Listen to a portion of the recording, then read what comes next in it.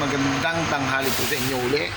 Ito po, may ginagawa po tayong flarings ng motor. Ayan po itsura. Ayan po, ayan yung tangke, oh. Ayan, oh. Bulok na bulok.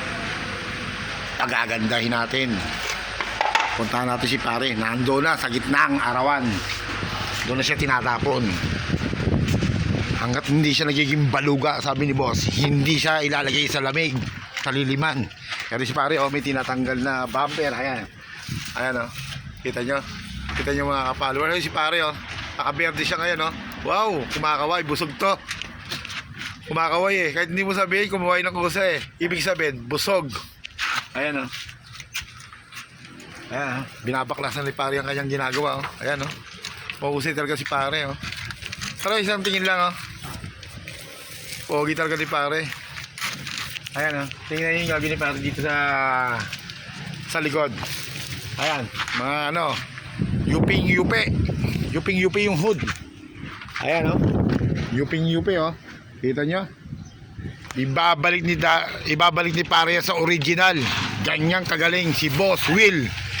Kaya pumunta na kayo. Magpagawa na kayo para maganda Pasko ni pare. Ayan, oh, pare, oh.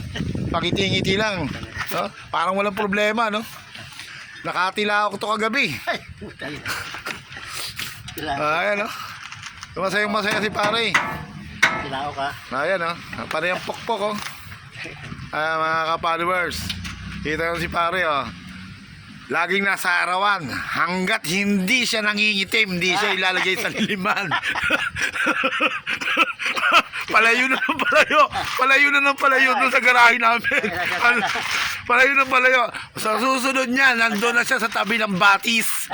May batis dito, malapit lang eh. Sa susunod niya, doon na siya itatapon.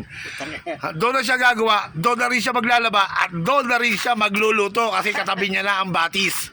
Ayan, mga ka-followers, tingnan nyo. Maraming masasabi pare, oh. Kita nyo, ha.